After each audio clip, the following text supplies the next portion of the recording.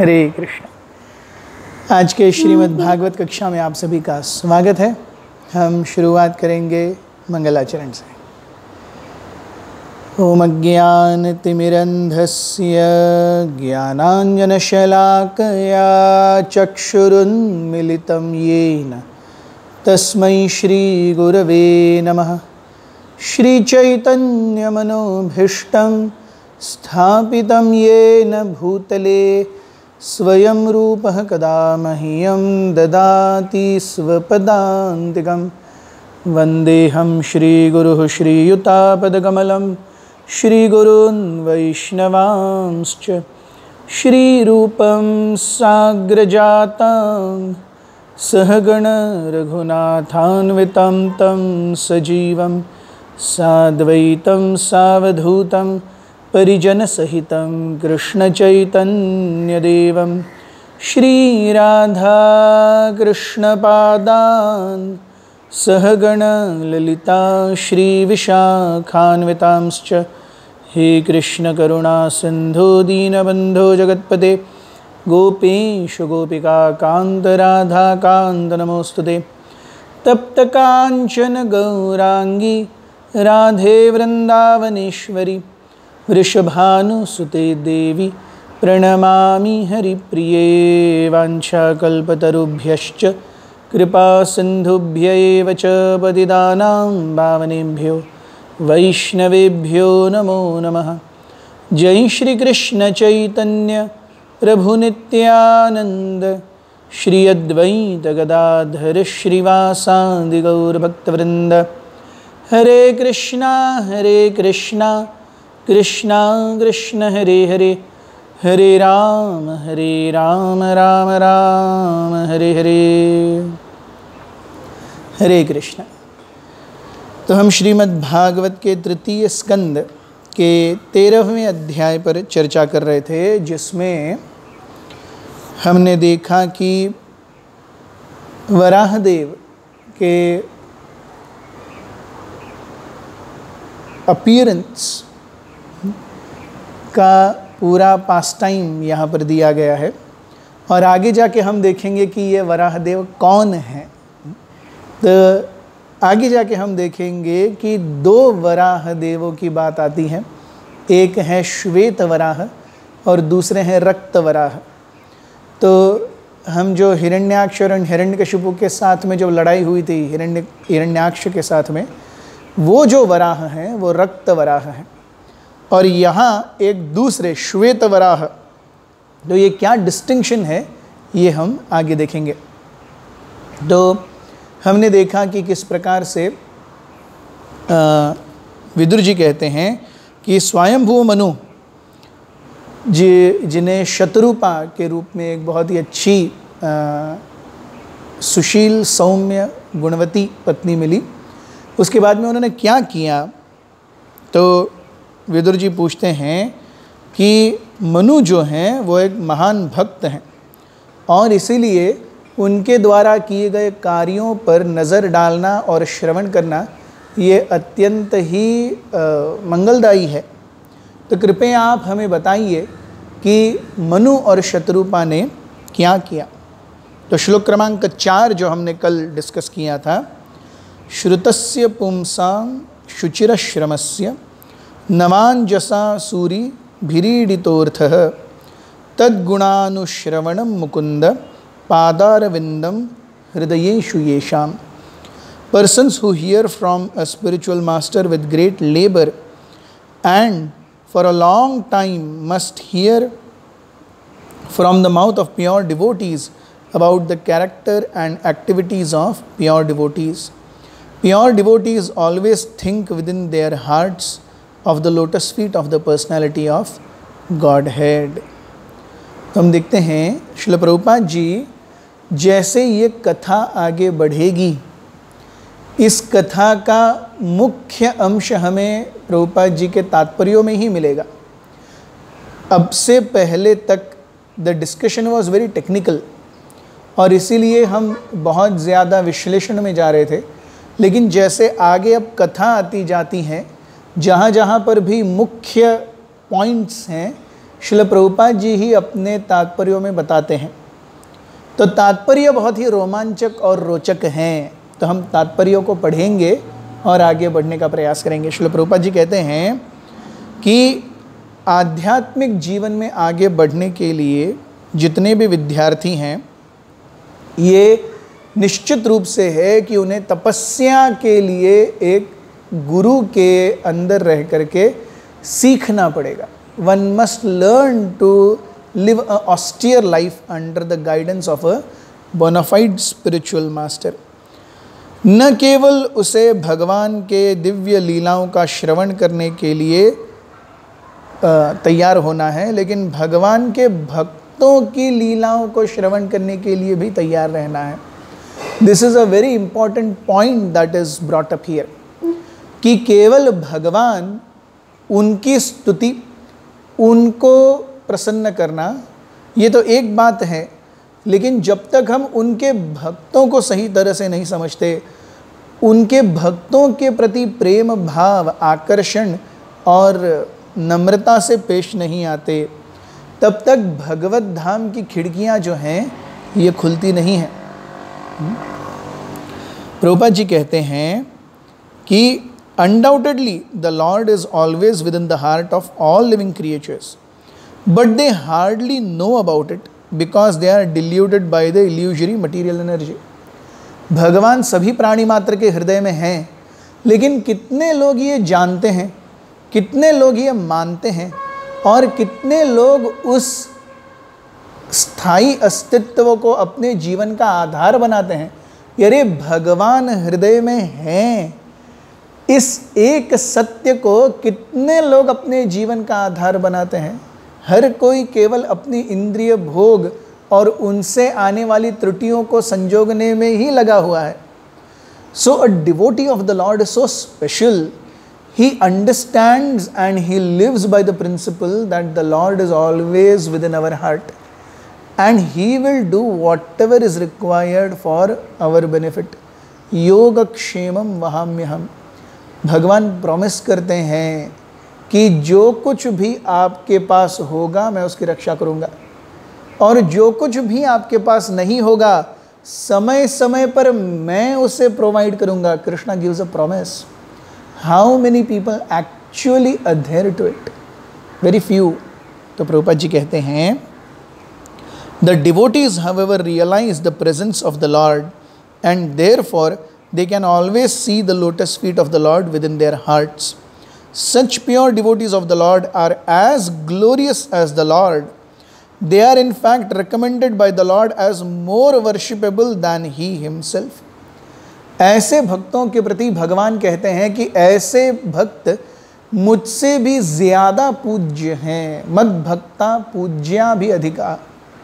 मेरे भक्तों की पूजा मेरी पूजा से भी ज़्यादा सराहनीय है। It gives much more dear benefits and it is more recommendable.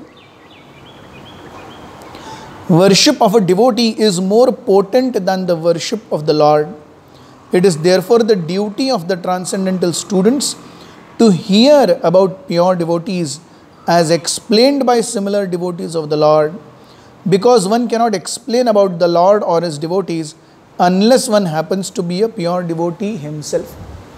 एक व्यक्ति भगवान या भक्तों के बारे में पूरी तरह से तब तक नहीं समझा पाएगा जब तक वो खुद अच्छे भक्त की श्रेणी में अपने आप को न पहुंचाए. So unless one is actually able to glorify the Lord and on the same par glorify His devotees, this is a very important understanding. हम भगवान की स्तुति करते हैं, हम भगवान की सेवा करते हैं, लेकिन क्या भगवान के भक्तों को भगवान के बराबर मानते हैं?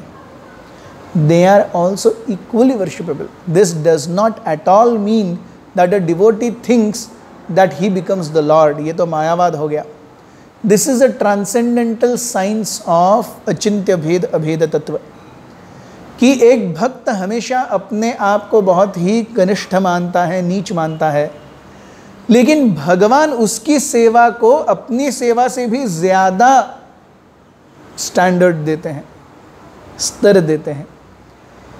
A devotee never thinks that he is really qualified, but the Lord in his heart knows this devotee is really qualified.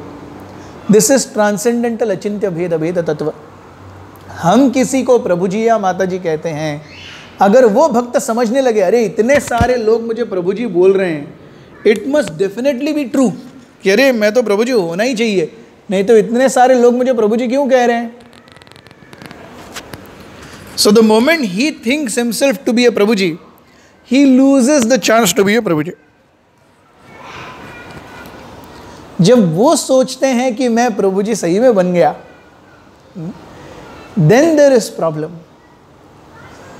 तो परम पूज्य राधानाथ महाराज कहते हैं कि जब हम अंतर्राष्ट्रीय कृष्ण भावनामृत संघ में नए नए आते हैं, हम दासानुदास होते हैं.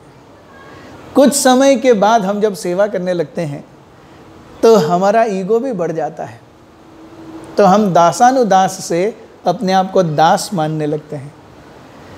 हम जब और आगे बढ़ते हैं तो दूसरे भक्तों को देखते हैं, इसके अंदर ये खामी है, उसके अंदर वो खामी है, यहाँ ये कमी है, वहाँ वो कमी है, अरे सब कुछ तो ऐसा ही है जैसा बाहर है. तो we see devotees from a very relative angle, a very limited materialistic angle. तो हम दास से हम प्रभु बन जाते हैं. We try to distinguish and correct others. और एक दिन आता है जब अपने वरिष्ठों की भी खोट निकालने लगते हैं, तब हम प्रभु नहीं, हम महाप्रभु बन जाते हैं. महाप्रभु केवल एक ही हैं, चैतन्य महाप्रभु. लेकिन हम जब अपने दायरे से ऊपर की बातें करते हैं, when we forget that there are devotees who are much more qualified than me, much more capable than me, and I might not be seeing them in the best light, but the best judge of their activities is not me, it is Krishna. हम ये जब भूल जाते हैं, हम महाप्रभु बन जाते हैं. And it all happens in the process of devotional service. उससे पहले नहीं होता, भक्ति में आने के बाद ही होता है. तो कोई व्यक्ति कह सकता है ऐसा कैसे होता है. तो बहुत ही सादा सा उदाहरण है कि हम जब खेती करते हैं तो खेती में हम तो चावल, धान, गेहूँ जो कुछ भी लगाते हैं, लेकिन उस चावल, धान, गेहूँ, गन्ने के साथ में वीड्स या खरपतवार भी अपने आप उगती है. तो उसे कोई लगाता नहीं है, वो बस अपने आप उगती है. लेकिन समय समय पर जब तक किसान उस खरपतवार को या घास फूस को उखाड़ के नहीं फेंकेगा, उसकी एक्चुअल फसल अच्छी नहीं होगी. इसीलिए भक्ति जब बढ़ती है एक भक्त के हृदय से, उसे हमेशा एक लता की उपमा दी गई है. भक्ति लता, भक्ति तरु नहीं. लता यानी उसे हमेशा किसी दूसरे सहारे की ज़रूरत है, वो अपने आप ऊपर नहीं चढ़ेगी. It always requires support. तो भक्ति की लता हमारे किस सपोर्ट पर चलती है? हमारे शास्त्रों के अध्ययन, हमारी साधना, वैष्णव सेवा, ये जो है ये सपोर्ट हैं जिससे हमारी भक्ति लता आधार लेके ऊपर चढ़ती है. तो only by satisfying Krishna, if one thinks one has done it all, seen it all, he is grossly mistaken. श्लोक क्रमांक 5. इतिं ब्रुवाणं विदुरं विनीतं सहस्रशीर्णश्चरणोपधानं प्रहृष्टरोमा भगवत्कथायां प्रणीयमानो मुचिरभ्यचष्ट. Shri Shukdev Goswami said, the personality of Godhead Shri Krishna was pleased to place his lotus feet on the lap of Vidura, because Vidura was very meek and gentle. The sage Maitreya was very pleased with Vidura's words, and being influenced by his spirit, he attempted to speak. तो हम देखते हैं कि विदुर जी का क्या महात्म्य है. अब यहाँ पे ये शुकदेव गोस्वामी कह रहे हैं, श्री शुक उवाच. किससे कह रहे हैं? परीक्षित महाराज से कह रहे हैं. विदुर जी की महानताओं का वर्णन कर रहे हैं कि जब भी विदुर जी को मिलने के लिए भगवान हस्तिनापुर गए, तो उस समय विदुर जी के आदर आतिथ्य को स्वीकार करने के बाद भगवान जब विश्राम करने के लिए लेटते थे तो विदुर जी की जांघों पर अपने पैरों को पसार देते थे और विदुर जी भगवान के चरण कमलों का मसाज करते थे। तो आप सोचिए, हु इज विदुरा, जिन्हें स्वयं भगवान के साक्षात दर्शन हुए हैं, स्वयं भगवान के चरण कमलों का आश्रय मिला है, उनका स्पर्श मिला है। Krishna personally gave his lotus feet in the lap of Vidura, please massage. इससे ज्यादा विदुर जी के बारे में क्या कहने। लेकिन ये विदुर जी अब भगवत कथा और भगवत कीर्तन सुनने के लिए और ज्यादा उत्सुक हैं। So this is, we see why Lord respects his devotees. Although Vidur Muni is at the stage, Vidur ji is at the stage that Krishna personally comes and he just अपने पैर विदुर जी के जांघों में प्रसार देते हैं, विदुर जी मसाज कीजिए। Still Vidur ji never thinks now I am done, it's done, भगवान के पैर मिल गए ना, काम खत्म। नहीं, he still, oh please let me hear, please let me hear, शुश्रूषमान। हमने कुछ श्लोकों पहले देखा था कि Vidur ji is known because he wants to hear, अपनी चेतना को वो और ज़्यादा तीव्र करना चाहते हैं। So the example is given of a pencil. हम पेंसिल को शार्पनर के अंदर डाल करके छीलते रहते हैं। एक समय आता है जब पेंसिल का नोक काफ़ी बड़ा हो जाता है, हम लिख सकते हैं, लेकिन हम फिर भी छीलते रहते हैं। क्यों? We want very pin pointed nib of the pencil.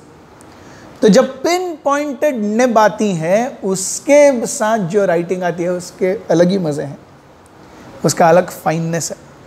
So although the lead comes, we still keep on sharpening because we need to pin point, sharpen the pencil.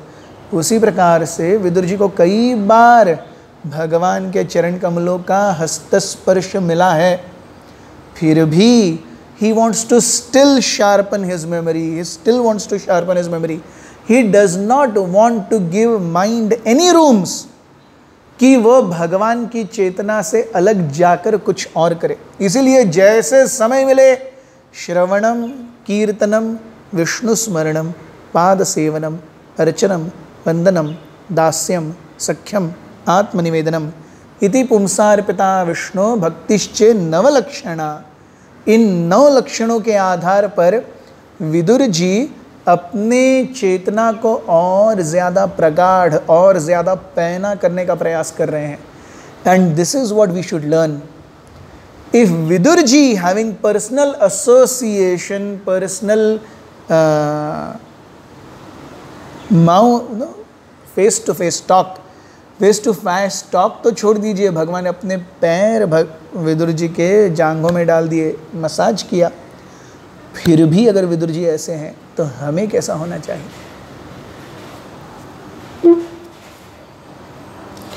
And why this comes, this is very important, because Vidur ji is meek and gentle. Yes, Bible भी कहती है those who are meek and humble inherit the kingdom of Lord. जो भी दीनहीन हैं, जो भी नम्र हैं, निश्चित रूप से भगवत कृपा को प्राप्त करते हैं।